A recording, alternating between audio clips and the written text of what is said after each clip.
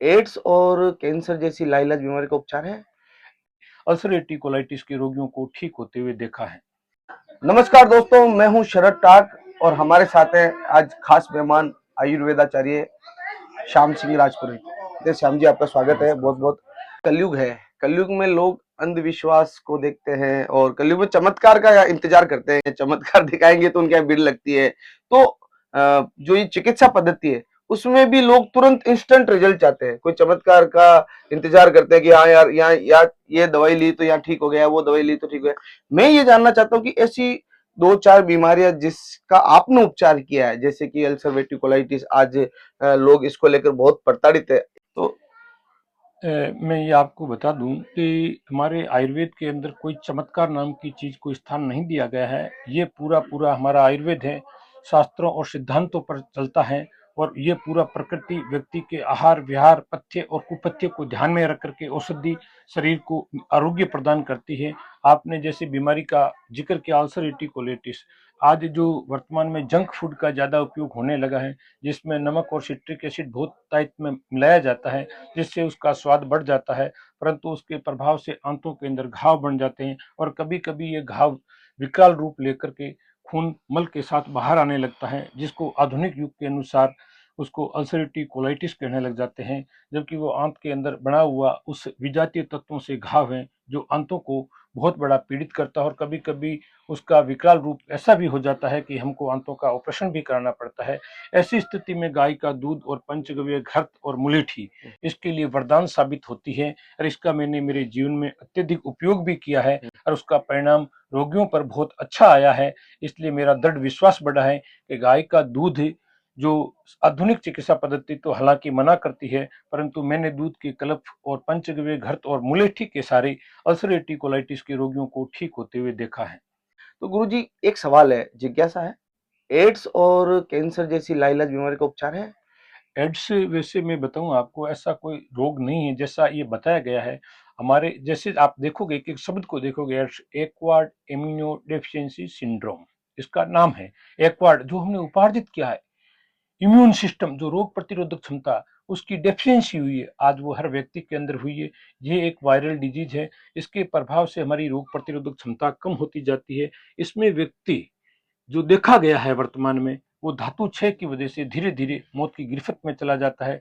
जबकि हमारे शरीर के अंदर जो शुक्र हैं, जो वीर्य हैं, उसको शरीर का बल माना गया है, क्योंकि ये बल है तो सब है। परंतु आदमी धीरे धीरे इस प्रवृत्ति में बढ़ता जाता है और अंतोगत्वा धातु क्षय होकर के अपनी मृत्यु की शैया पर चला जाता है। इसलिए यदि HIV हो भी गया तो घबराना नहीं चाहिए और अपने ब्रह्मचार्य पर नियंत्रण रखें और शुद्ध सात्विक आहार विहार का उपयोग करें, तो वो एड्स को भी विजय प्राप्त कर सकता है, ऐसा मेरा पूरा विचार है।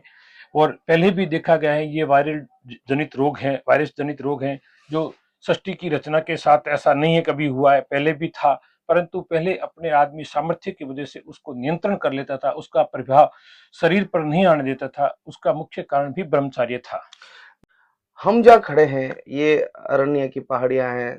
कुछ दूर पर जाएंगे तो अर्बुदांचल है। तो ये माउंट की पहाड़ियों में ऐसी कोई औषधियां, आप तो विचरण करते रहते हैं, घूमते रहते हैं, कुछ ऐसी औषधियां जो यहीं पाई जाती है, उसके बारे में कुछ जानकारी। माउंट माउंट आबू को वैसे अरावली पर्वतमाला का ही भाग कहा जाता है और हिमालय का पुत्र कहा जाता है। ऐसा माउंट आबू के अंदर ऐसी कोई वनौषधि नहीं है जो प्रकृति में दूसरी जगह पाई जाती है और माउंट आबू पर नहीं पाई जाती, ऐसा असंभव है। परंतु हमारे चिकित्सक जगत जो यावर नहीं होकर के एक जगह पर बैठे हैं, उनको ये सिर्फ एक देखा जाए औषधि नहीं दिखाई देती है। आज माउंट आबू का मुख्य औषधि मालकांगनी है।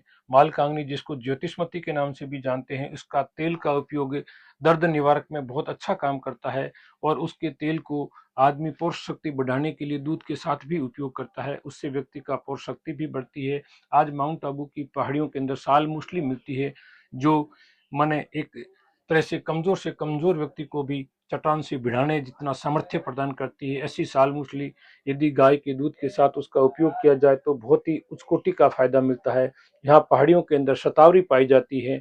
शतावरी माताओं के अंदर दूध की मात्रा को बढ़ाती है और पुरुषों के अंदर पौष शक्ति को बढ़ाती है, शुक्राणु की गुणवत्ता को बढ़ाती है। ऐसी शतावरी होती है जो बहुत अल्प मात्रा में नहीं, अधिक मात्रा में पाई जाती है। यहाँ पर अड़ूसा भी खूब मात्रा में पाया जाता है, जो खांसी का दुश्मन कहलाता है, जो यहाँ तक कि ट्यूबरकुलोसिस जैसी बीमारी, राज्यक्षमा जैसी बीमारी को भी ठीक करने का सामर्थ्य रखता है, ऐसा अड़ूसा है। गुरु वेद जी, आपने कहा कि माउंट आबू हिमालय का पुत्र है और माउंट आबू पर ऐसी कोई औषधि नहीं है जो दुनिया में मिलती हो और माउंट आबू में नहीं मिलती हो। लेकिन मैं ये जानना चाहता हूँ या दर्शक ये जानना चाहेंगे, माउंट आबू में कोई यूनिक ऐसी औषधि जो कहीं और ना मिले, केवल माउंट आबू में मिले, ऐसा कुछ?